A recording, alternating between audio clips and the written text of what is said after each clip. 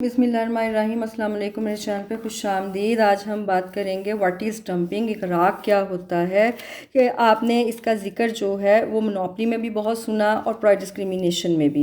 N other type of price discrimination is known as dumping. इम्तियाज़ कीमत की जो एक दूसरी किस्म है इसे हम कहते हैं इग़राक़। Dumping is international price discrimination. इग़राक़ जो है ये बैन अल-अक़वामी इम्तियाज़ कीमत है। इम्तियाज़ कीमत से चीज़ अलग नहीं है डंपिंग, इसी का हिस्सा इसकी किस्म है। ठीक है, इसे हम कहते हैं international price discrimination. It is use in international trade, यह बैन अल-अक़वामी तिजारत में इस्तेमाल होता है। When the price of the monopolist product is and lower in foreign market while it is higher in the local market, it is regarded as dumping। जब आपका monopolist ban अल-अक़वामी मंडी में शय की कम कीमत चार्ज करे और मुल्की मंडी में ज़्यादा कीमत चार्ज करे तो डंपिंग की पॉलिसी इख्तियार करता है।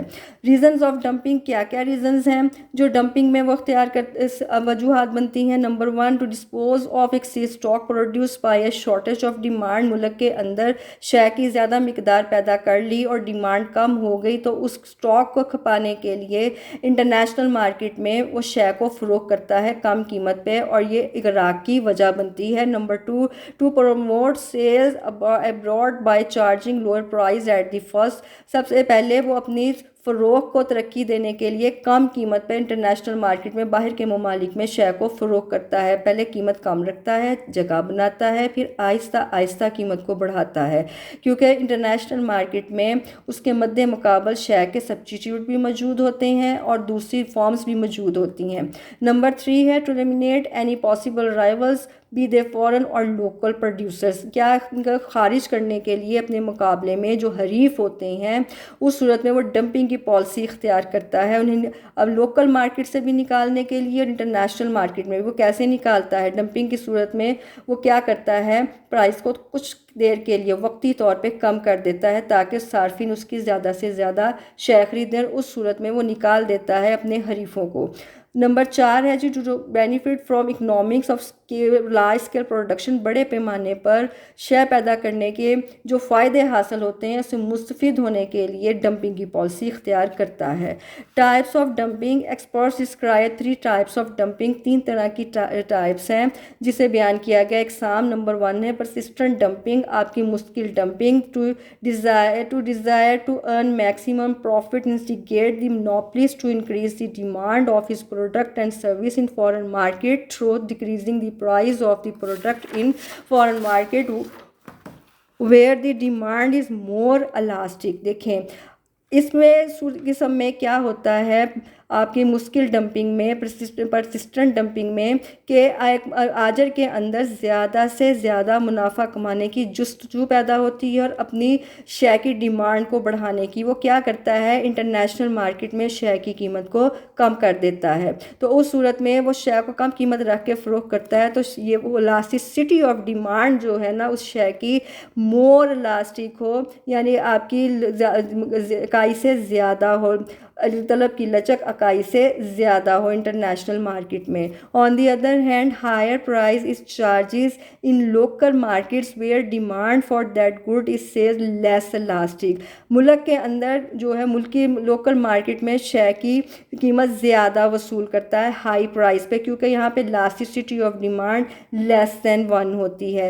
As substitute of the product may be available in foreign market while in domestic market the producers and suppliers holds monopolistic power, thus dumping is possible and profitable under such a situation। देखें international market में उसके मद्दे मुकाबल दूसरी forms होती हैं, शय के मुतबादल मौजूद होते हैं, इसलिए कीमत तो कम रखता है लेकिन मुल्की मंडी में उसे मुकम्मल तौर पर जारादारी की ताकत हासिल होती है। उसके मद्दे मुकाबल दूसरी फॉर्म नहीं होती, उसे पूरा फ़ायदा उठाता है, शय की कीमत ज़्यादा रखता है और ज़्यादा से ज़्यादा मुनाफा कमाता है। अब ये जो आपकी परसिस्टेंट डंपिंग है उसमें की मिसाल जो है वो ये है, ये देखें आपने प्राइस डिस्क्रिमिनेशन में 2 केस किए।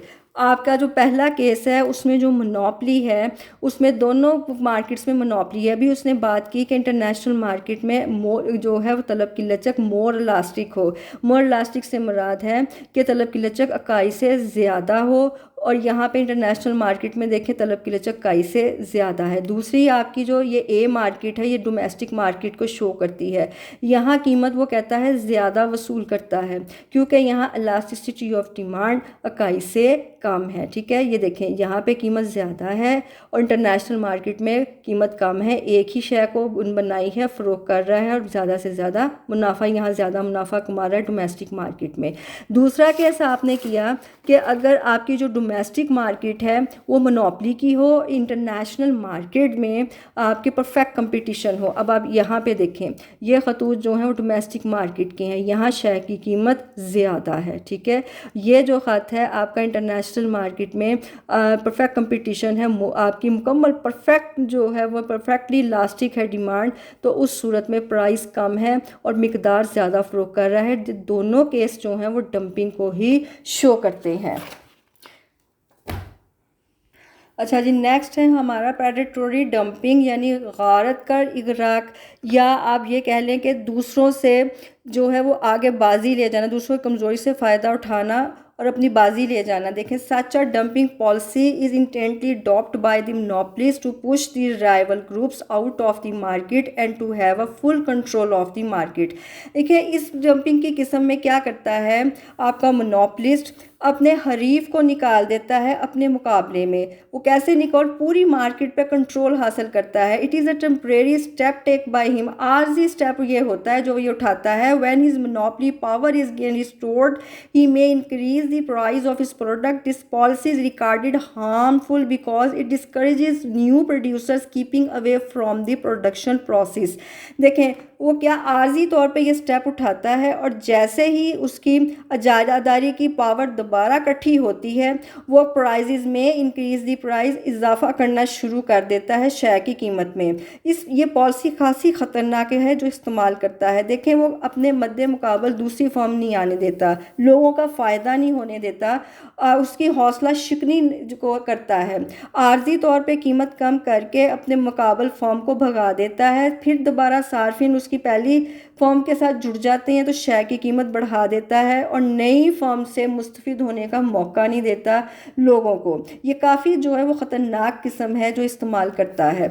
अच्छा, उसके बाद लास्ट है इसका से प्रोडक्ट डंपिंग, इसे कहते हैं इत्तफाकिया dumping. Sometimes due to decrease in market demand और increase in the supply of the product of the monopolies result over production in the economy. क्या करता है कि बाज़ का मुल्क के अंदर मार्केट में डिमांड कम हो जाती है, सप्लाई शेयर की बहुत ज़्यादा होती है, बहुत ज़्यादा शेयर पैदा कर ली होती है, ओवर प्रोडक्शन की वजह से इकोनॉमी में शेयर नहीं बिकती तो आजर को नुकसान पहुंचता है। It may result recessions and depressions in future if total stock of that good is not fully exhausted। अब अगर मुकम्मल तौर पे ये जो पैदावार पैदा कर ली है, इतनी ज़्यादा शेयर पैदा कर ली है, इसे ख़त्म ना किया जाए तो आप इकोनॉमी में जो है वो पस रवी, सुस्ती आ जाती है और डिप्रेशन, सर्द बाजारी जो है वो पैदा हो जाती है। प्राइजेस जो है वो चाहे बिन बिके रहना शुरू हो जाती है। Thus to overcome such a danger this surplus stock is sent for sale in the foreign market at cheaper rates. अब इस फाजल स्टॉक को खपाने के लिए क्या करता है, ख़त्म करने के लिए इंटरनेशनल मार्केट में कम रेट्स पे अपनी शेयर को फ़रोख्त कर देता है। इसे हम कहते हैं इत्तफाकिया डंपिंग। ये जो अपने रिसेशंस और डिप्रेशन का जिक्र पड़ा है, ये आते हैं जी ट्रेड साइकिल में, बिजनेस साइकिल में। ठीक है, ये चक्कर कुछ इस तरह से चलता है। ये देखें, ये यहाँ से शुरू होता है एक्सपेंशन का दौर, इसे कहते हैं गर्म बाजारी का दौर, जिसमें बहुत सारे काम हो रहे हैं, सनतें चल रही हैं, रोज़गार मिल रहे हैं, कीमतें अपनी जो हैं वो बुलंद हो रही हैं, ख़रीदो फरोख्त तेज़ी से हो रही है। ये यहाँ से चक्कर शुरू होता है, फिर पीक पे पहुँचता है, अपने अरूज पे ज़्यादा से ज़्यादा कीमतें हो जाती हैं, तेज़ी से जो है ज़्यादा शेयर पैदा हो रही है, लोग ख़रीद रहे हैं। लेकिन उसके बाद यहाँ से आगे जो है वो रिसेशन, पस पस्त रवि सुस्ती का दौर शुरू हो जाता है। देखें, जब कीमतें बहुत तेज़ी से बढ़ जाती हैं, प्रोडक्शन ज़्यादा हो रही है, तो उस सूरत में लोग शेयर जो है ना वो थोड़ी खरीदी कम कर देते हैं। तजारती जो चक्कर है बिजनेस साइकिल में सुस्ती आ जाती है, पस्त रवि आ जाती है। अब ये नीचे को जाना शुरू हो जाता है, चक्कर नीचे को जाता है, डिप्रेशन, सर्द बाजारी का दौर शुरू हो जाता है। सर्द बाजारी के दौर में क्या होता है, चीज़ें बिन बिके रहना शुरू हो जाती हैं, लोग जो हैं वो चीज़ों को नहीं खरीदते, प्राइजेस इतनी गिर जाती हैं कि लोगों को तसल्ली हो जाती है कि अब चीज़ जो है वो कीमतें बहुत गिर गई हैं, कोई बात नहीं, ले लेंगे। लेकिन जो मोनोपलिस्ट होता है, जो संत के लोग होते हैं, उन्हें नुकसान पहुंचता है। चूँकि चीज़ें बिक नहीं रही होती, मज़ीद चीज़ें बन भी नहीं रही होती, लोग बेरोज़गार होना शुरू हो जाते हैं। जो मोनोपलिस्ट हैं उनकी चीज़ें बिक नहीं रही, उनको नुकसान होना शुरू हो जाता है कारोबार में, कारोबार चलते मुनाफे से हैं। फिर आहिस्ता आहिस्ता वो इस यहाँ पे वो कहता है कि ये जो उसकी ज़ायद खपत आ गई है, ये बिन बिके जो रह जाएगी ना, वो इंटरनेशनल मार्केट में कम रेट पे बेचना शुरू कर देता है। फिर रिकवरी का दौर शुरू होता है, बहाली का दौर, ठीक है। दोबारा से जब उसने अपना ओवर प्रोडक्शन की है, उसे सेल कर लिया और मुल्क के अंदर सप्लाई कुछ कम हो गई और लोगों की डिमांड बढ़नी शुरू हो गई है, तो उस सूरत में वो दोबारा सनतें बहाल होना शुरू हो जाती हैं, रोज़गार बढ़ जाते हैं, ज़्यादा से ज़्यादा प्रोडक्शन शुरू हो जाती है, रिकवरी हो जाती है, लोग चीज़ें ख़रीदना शुरू कर देते हैं। फिर दोबारा यही इसी तरह से चक्कर चलता है, एक्सपेंशन, आपका गर्म बाजारी का दौर आता है, फिर पीक का, फिर रिसेशन का और डिप्रेशन का, ठीक है। ये आपकी टाइप्स थी। इस सारे जो आपने डंपिंग की इकसाम पढ़ी हैं, उसमें ये पूरा पढ़ने के बाद आपको क्या इसका नतीजा निकलता है। देखें, ये जो डंपिंग की सूरत हाल है ना, ये शय को जो दरामद करते हैं, इंपोर्ट करते हैं, उसको जो इन लोगों के लिए ये फ़ायदा मंद होती है, ठीक है। सार्फिन को जो है ना वो अशिया सस्ती मिल जाती हैं। जब आप की जो ज़ायद प्रोडक्शन हो गई है, दूसरा मुल्क आपको अपनी शय देगा कि हमारे मुल्क में ज़रूरत नहीं है, तो वो कीमत कम रख के देगा। लेकिन ये जो डंपिंग की किस्म है आपकी, यहाँ पे जो है वो ये राइवल फॉर्म्स को भगाता है। ख़तरनाक किस्म है डंपिंग में, जिसे जो है यहाँ पे दूसरी फॉर्म्स को टिकने नहीं देता, प्रोडक्शन को बढ़ने नहीं देता, लोगों को मुस्तफ़िद होने नहीं देता। ये डंपिंग की किस्म जो है, जिसे मुगालत कर डंपिंग बोलते हैं, ये ख़तरनाक है, ये नुकसान पहुँचाती है। ये था आज का लेक्चर। अगर आप मुस्तफ़िद हुए हैं तो लाइक कीजिएगा, शेयर कीजिएगा, सब्सक्राइब कीजिएगा, कमेंट में राय का इजहार भी कीजिएगा। अल्लाह निगहबान।